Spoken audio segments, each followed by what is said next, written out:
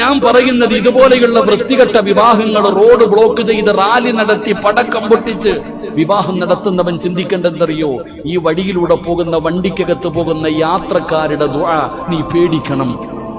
അവരുടെ ദുആയ്ക്ക് ഉത്തരമുണ്ടെന്ന് മഹാനായ നബി മുഹമ്മദ് മുസ്തഫ.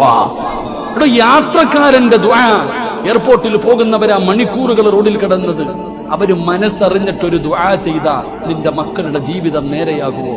എന്താ ഈ ഉമ്മത്ത് കാണിക്കുന്നത്? നമ്മുടെ സമുദായം കാണിക്കുന്നത് പോലെ വേറെ ഏതെങ്കിലും ഒരാൾ പറ. ഒരു അമുസ്ലിമിന്റെ വിവാഹം എത്ര വലിയ കോടീശ്വരനാകട്ടെ, ആരെങ്കിലും കാണിക്കുന്നത് കണ്ടിട്ടുണ്ടോ? ഈ ഉമ്മത്ത് അങ്ങനെ മഹല്ലുകൾ, ഞാൻ പറയുന്നത് ഇങ്ങനെയുള്ള വിവാഹങ്ങളിൽ പങ്കെടുക്കരുത്. അതൊരു പാഠമാകണം, അതൊരു പാഠമാകണം. ഇങ്ങനെയുള്ള വിവാഹങ്ങളിൽ പങ്കെടുക്കരുത്. എന്തിനാ? അള്ളാഹുവിന്റെ ദീൻ എല്ലാം ഇന്ന് നിസ്സാരമായി പോയല്ലോ. ഗാനമേളകൾ നടത്തുന്നു, എല്ലാം ഹലാല. കല്യാണ വീടുകളിൽ ഗാനമേള. പണ്ടൊരു വിവാഹം, ഇന്ന് എത്ര കല്യാണമാ? മഞ്ഞ കല്യാണം, അറബി കല്യാണം, നീല കല്യാണം, മൈലാഞ്ചി കല്യാണം, പിന്നെ ഒടുക്കത്തെ കല്യാണം, മൊത്തം കല്യാണം. എന്തൊക്കെ പേക്കൂത്തുകളാ നടക്കുന്നത്. ഗാനമേളകൾ. പടച്ചോനെ, കല്യാണ വീടുകളിൽ പോയാൽ പാട്ട് പാടുന്നു. അതൊക്കെ ഇപ്പൊ എല്ലായിടത്തും നടക്കുന്നതല്ലേ? എല്ലാരും പറയുന്നത് ഇപ്പൊ എല്ലായിടത്തും നടക്കുന്നില്ല എന്ന് പറഞ്ഞാൽ അത് ഹലാലാണെന്ന് അതിനർത്ഥം. നീ ഹലാലാക്കിയതൊക്കെ.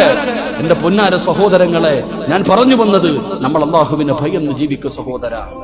മണ്ണറയും മണിയറയും ഇന്ന് മണിയറ പണിയാൻ ലക്ഷങ്ങൾ ചെലവഴിക്കുകയാ.